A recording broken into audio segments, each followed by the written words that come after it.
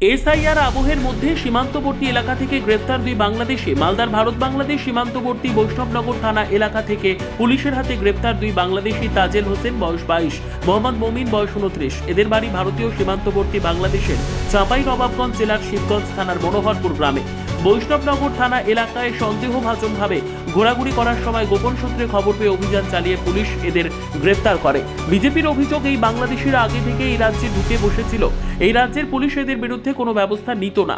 এখন এসআইআর আবহে এরা পালানোর চেষ্টা করছিল, আর সেই সময় বাধ্য হয়ে পুলিশ এদের ধরেছে। বর্তমান পরিস্থিতিতে আর এসআইআর এর ভয়ে এই সমস্ত বাংলাদেশি অনুপ্রবেশকারী যারা ভারতবর্ষে এসে ছিল তারা পালাচ্ছে এখান থেকে।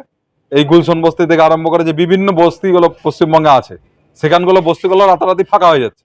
সেগুলো পালিয়ে বাংলাদেশে ঢুকতে যাচ্ছিল, তখন এখানকার পুলিশ ধরেছে। আগে পুলিশ এদের ব্যবস্থা নিত না, কিন্তু এসআইআর হওয়াতে এটা এমনভাবে সামনে চলে এসছে মিডিয়ার মাধ্যমে, বাধ্য হয়ে আজকে তাদের অ্যারেস্ট করতে বাধ্য হয়েছে। পাল্টা তৃণমূলের অভিযোগ, বিএসএফ সীমান্তে থাকতে এরা ভারতে প্রবেশ করলো কিভাবে? সব বিদেশি নাগরিক যারা অবৈধভাবে ভারতে আছে তাদের বিরুদ্ধে পুলিশি ব্যবস্থা নিচ্ছে। বিজেপি গতানুগতিক কথা বলছে। দেখুন, বিজেপি কি বলছে, বিজেপির কথার উত্তর এই জন্য দেবো না, ওদের একটা ছকে বাঁধা ওদের বিরোধী দলনেতা বলে আসছে রোহিঙ্গা বাংলাদেশি, ওরা ওর বাইরে যেতে পারছে না। আমরা যেটা সামগ্রিকভাবে যেটা দেখছি যে যত বিদেশি যারা বলা হচ্ছে তাদেরকে টোটালটাই ধরছে পুলিশ। এবং প্রথম কথা, আমাদের যে বিএসএফ কীভাবে এদেরকে অ্যালাউ করলো, এখানে পুলিশই তো ধরে দিচ্ছে।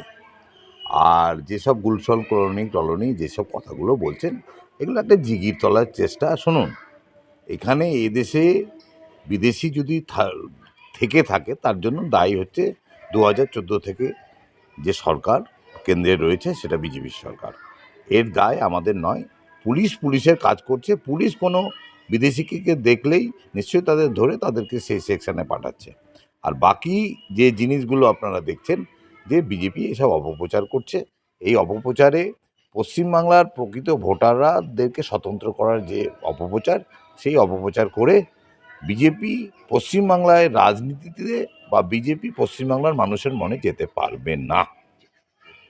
ব্যুরো রিপোর্ট, উত্তর বাংলা সংবাদ।